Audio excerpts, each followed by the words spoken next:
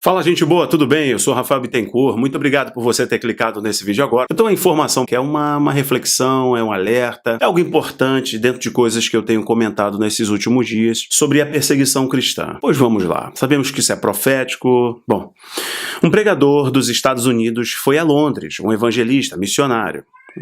O Schiavo, que já é conhecido aí dentro dos pregadores missionários que já sofreram sanções, já foram perseguidos. Pois bem, ele foi a Londres pregar. A matéria de hoje que eu estou colocando para você agora aí no portal The Christian Post, estou mostrando para você. Ele foi pregar em Londres, e Londres já é tradicional essa perseguição, inclusive tem uma lei, que eu vou explicar para você que lei é essa. Ele estava pregando, falando da palavra de Deus. Falando sobre céu, inferno, pecado, a tal da moralidade cristã que eles odeiam tanto, tudo em nome do amor, da inclusão e etc. Pois bem, ele estava pregando ali e a polícia foi e o prendeu. Teve alguma denúncia, a polícia prendeu esse pregador, jogou ele na cadeia, ele ficou 10 horas na cadeia. Ele foi liberado. Ele deu essa entrevista dizendo que está muito claro que o mundo tende a perseguir aqueles que defendem a palavra de Deus. Por que eu estou gravando esse vídeo? Porque eu vou resgatar coisas importantes para ser didático, inclusive falando de Brasil, do comercial, falando de pastores, etc., de líderes, falando do que está acontecendo no mundo inteiro. Vou sinalizar algo importante para você, porque tudo isso mostra, inclusive na live ontem eu conversei com o Rodrigo, estava ali na pauta para a gente bater um papo sobre o mundo pós-cristão, e eu perguntar para ele: Rodrigo, você está pronto para o mundo pós-cristão? Era uma das minhas perguntas, eu conversei com ele em off, antes de entrar na live, né? Ele falou: Rafael, isso é uma realidade, seria muito importante a gente comentar sobre isso, mas não deu. Enfim, a perseguição cristã é um dos sinalizadores proféticos, um dos elementos proféticos do fim dos tempos, da redenção, que você pode dizer Maranata, isso de fato está acontecendo. Irmãos, na Nigéria, nos últimos 12 anos, estou falando de milhares de pessoas, de irmãos, se foram na Nigéria, da Índia, você pode colocar os outros países mais extremos aí, que essas ações de perseguição são sempre mais agudas, mais intensas.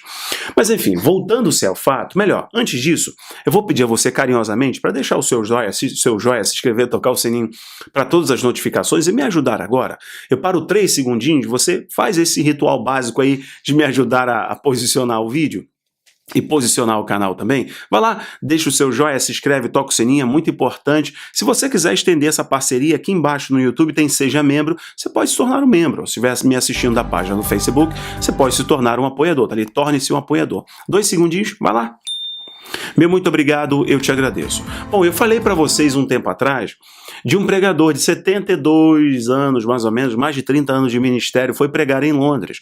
Quando pegou ali na pracinha, pegou o seu banquinho, o seu caixote, estava ali com a sua patroa, sua esposa, e estava ali com um cachorro, pregando a palavra de Deus, algumas pessoas assistindo, e ele decidiu então, de acordo com o seu conjunto de fé, de valores, de vida, valor de crença, conjunto de crença, ele falou sobre a questão do arco-íris, dessa ideologia trans, falando dessa questão do povo do arco-íris, e automaticamente existe uma lei no Reino Unido, que é a lei do se promover um desconforto, seja através de um gesto, através de alguma palavra, você está provocando a dor em outra pessoa, e ela vai te denunciar, a polícia vai te prender.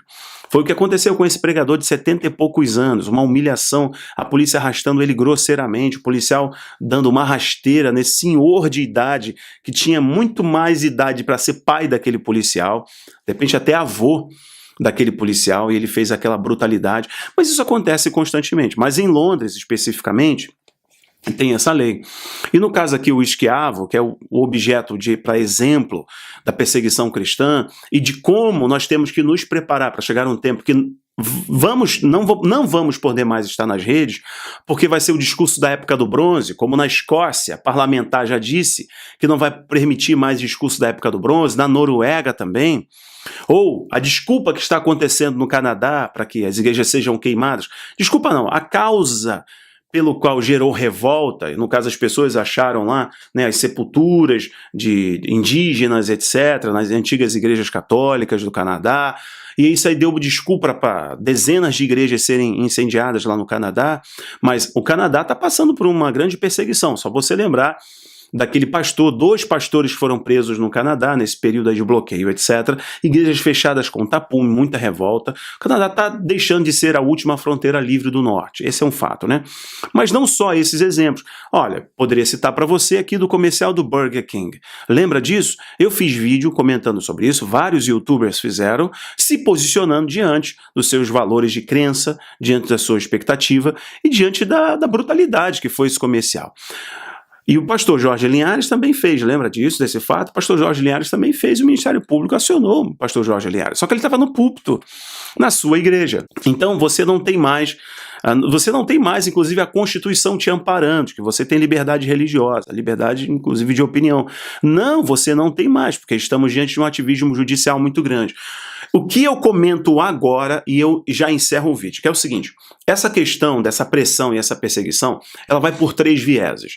O primeiro viés que eu comento com você é da captura psicológica, é da reprogramação neurolinguística, é reposicionamento, usando aqui uma expressão do marketing, é o reposicionar. Quando uma marca ela quer ser reposicionada no mercado, por exemplo, em algum momento da história, eu sou o fabricante desse plugzinho aqui, né? Sou fabricante, mas esse plug, em algum momento, as pessoas provaram que é ruim, que o áudio prejudicou um filme, então é ruim. Então eu preciso ter uma grande ação de marketing para reposicionar. Então a posição desse produto na prateleira ali do desejo de consumo das pessoas está muito embaixo. Então eu crio uma peça publicitária, e eu reposiciono isso. Então quando eu falo para você que é de reprogramação neurolinguística ou reposicionamento, é que o que os seus pais, os meus pais, ou você que tem de repente 60, 70 anos de idade está me assistindo, 50 anos, vou fazer 40, né? Você que tem 60 anos mais ou menos por aí, né? As pessoas têm um pouquinho mais avançado em idade, são mais maduras, vamos colocar assim, né? 60 anos você não está velho, você está mais experiente, você está vintage, né? Você ouviu seus pais falando sobre essas ideologias do arco-íris, sobre agora os homens engravidam, como os próprios emojis agora vão vir com os homens grávidos, etc. Né? Isso é muito problemático falando nas plataformas abertas, né? Inclusive eu conto com o seu apoio para a gente tentar conter os canceladores, tá bom, pessoal? Eu não preciso negar a minha verdade para eu ser inclusivo, eu estou sendo respeitoso, mas estou dando a minha opinião de acordo com o meu conjunto de fé, de valores, de crença, tá bom? Mas sempre amando a todos, não julgando a ninguém, beleza? Então assim, os próprios emojis agora vêm com essa visão. Então a ideia é pegar um tema que para os seus pais, para os mais antigos, seus avós, isso era intolerável, intragável, estava lá embaixo. Então, usando os artistas, usando a mídia, usando as novelas, usando o filme, eles reposicionam. Então, o primeiro viés dos 3 que eu comento para vocês aqui é esse, é do reposicionamento. É você criar uma nova visão psicológica, um novo conceito, um novo mapa mental sobre esse tema. Então, eles conseguiram pegar os pequenos, porque o objeto dele, entendeu? O comercial do Burger King, por isso que eu citei aqui, McDonald's e muitos outros.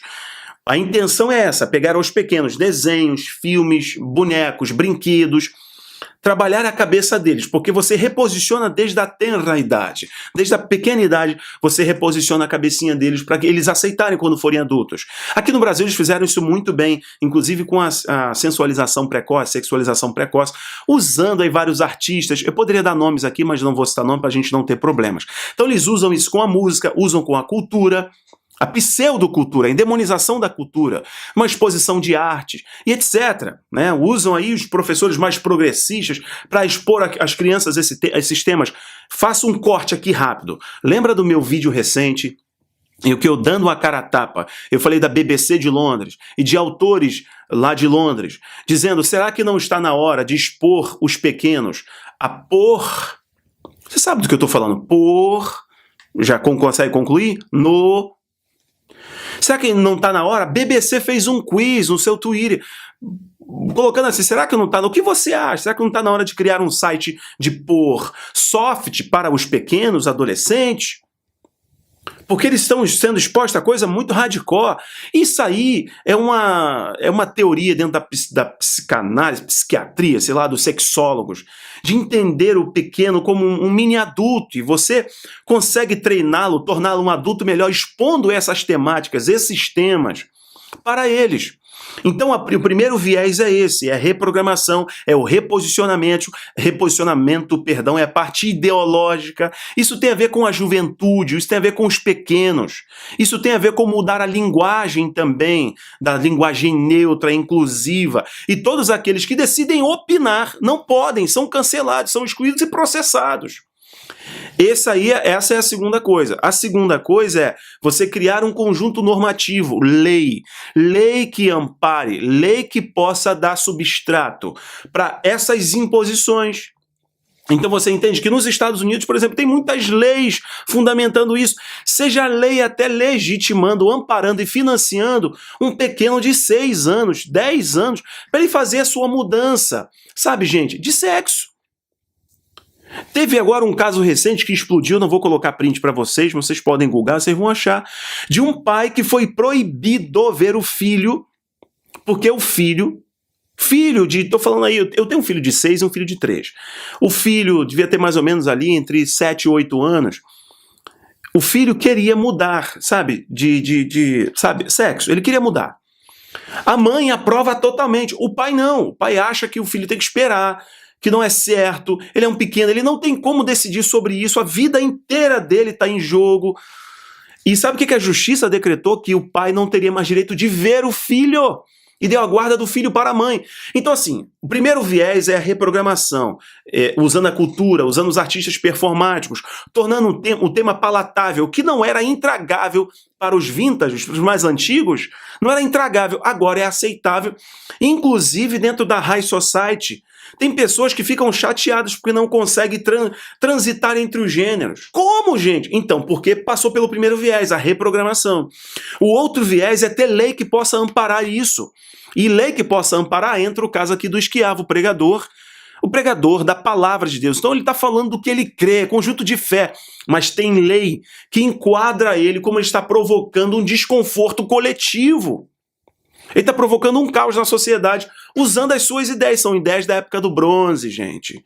E aí você entende que... Qual é o próximo viés, Rafael? Prender, de fato, prender. Porque a sociedade foi reprogramada, existe um instrumento legal, existe um corpo normativo legal, e agora tem ação de fato. Onde isso vai culminar? E por que eu estou falando? E aqui, gente, desculpe até se eu excedo no tom da voz, mas não é sensacionalismo, não. É porque esse tema é muito muito urgente. A gente precisa falar sobre isso. Vai chegar o ponto em que nós teremos que sair da rede. Vai chegar o ponto em que não vai ser, de fato, possível pregar no púlpito sobre a verdade. Porque estarão nos espionando, nos fiscalizando. Essa é uma realidade. E aí você entende o que é o reposicionamento. Olha, você entende que os pregadores da teologia progressista, liberal, estão todos relativizando a Bíblia. Por quê? Primeiro viés, a reprogramação, o reposicionamento. E aí você usa, por exemplo, provoca cisão na metodista dos Estados Unidos. Sim, igreja rachando sobre essa questão do arco-íris. Aí a igreja presbiteriana, por exemplo, sem levantar bandeira de igreja alguma, não pertence a nenhuma das duas denominações, mas você entende, a igreja presbiteriana falou, não, pastor que quiser se alinhar a essa ideologia não é mais pastor presbiteriano. É uma sinalização de que a nossa redenção está próxima, porque tudo isso tem a ver como nos dias de Ló. E Jesus disse como foi nos dias de Ló, assim será a vinda do Filho do Homem. Então todo esse cerceamento, essa coerção, essas leis sendo aprovadas, a proibição da pregação de fato, significa o fim de um ciclo, o fim dessa era cristã, entrando no anticristianismo, e a lei de Deus sendo confrontada nesse mundo e é o terreno da iniquidade sendo preparada. Eu falo isso não para que vocês desenvolvam ódio ou raiva por alguma coisa assim, não, é amando. Mas é amando que a gente fala a verdade. É em amor que a gente fala a verdade. Para ser inclusivo, eu não preciso negar a minha verdade, negar a minha essência. Pelo contrário. Um abraço, pessoal. Tchau, tchau.